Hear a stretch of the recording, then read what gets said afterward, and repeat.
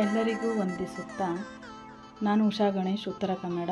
ನಾನು ಈ ದಿನ ನಿಮ್ಮ ಮುಂದೆ ಒಂದು ಆಯ್ಕೆಯನ್ನು ಬಿಡುತ್ತಿದ್ದೇನೆ. ಅದೇನೆಂದರೆ ಮೂಢನಂಬಿಕೆ ಅಥವಾ ನಂಬಿಕೆ, ನೀವೇ ನಿರ್ಧಾರ ಮಾಡಬೇಕು. ಅದು ಈ ಕೆಳಗಿನಂತಿದೆ.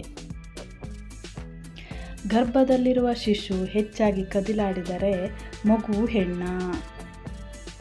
ಗರ್ಭವತಿಗಳ ವಿಷಯದಲ್ಲಿ ಎಷ್ಟೋ ನಂಬಿಕೆಗಳು ಪ್ರಚಾರದಲ್ಲಿ ಇರುವವು.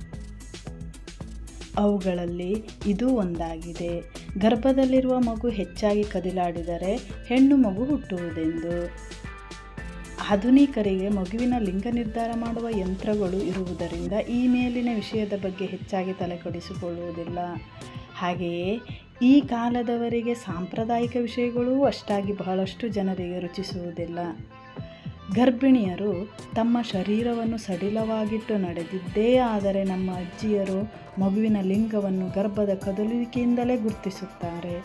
ಈ ನಂಬಿಕೆ ತಲತಲಾಂತರದಿಂದ ಬರುತ್ತಿದೆ. ಆದರೆ ಈ ರೀತಿಯ ಶಿಶುಲಿಂಗ ಪರಿಶೀಲನೆ ಹೆಚ್ಚಿನ ಸಮಯಗಳಲ್ಲಿ ನಿಜವೆಂದು ನಿರೂಪಿತವಾಗಿದೆ. ಮೇಲಿನ ಪರಿಶೀಲನಾ ವಿಷಯದಲ್ಲಿನ ವಾಸ್ತವಿಕತೆಯನ್ನು ಈಗಿನ ವೈದ್ಯಶಾಸ್ತ್ರವೂ ಸಹ ಗುರುತಿಸಲಾಗಿದೆ. ಹೆಣ್ಣು ಮಗುವಿನ ಹೃದಯ ಗಂಡು ಮಗುವಿನ ಹೃದಯಕ್ಕಿಂತ ಹೆಚ್ಚಿನದಾಗಿ ಹೊಡೆದುಕೊಳ್ಳುತ್ತದೆ. ಇದರ ಆಧಾರದ ಮೇಲೆ ಅಜ್ಜಿಯರು ಗರ್ಭದಲ್ಲಿರುವ ಮಗು ಹೆಣ್ಣೇ ಅಥವಾ ಗಂಡೇ ಎಂದು ಕಂಡುಹಿಡಿಯುತ್ತಿದ್ದರು. ಆದರೆ ಈ ಆಧುನಿಕತೆಯಲ್ಲಿ ಮೇಲಿನ ವಿಷಯವನ್ನು ಚೆನ್ನಾಗಿ ಅರಿತ ಅಜ್ಜಿಯರು ಸಿಗುವುದು ಬಹಳ ವಿರಳ. ಇವಾಗ ಇದನ್ನು ನೀವೇ ನಿರ್ಧಾರ ಮಾಡಿ. ಮೂಢನಂಬಿಕೆ ಅಥವಾ ನಂಬಿಕೆಯೇ? ಕಮೆಂಟ್ ಮೂಲಕ ತಿಳಿಸಿ.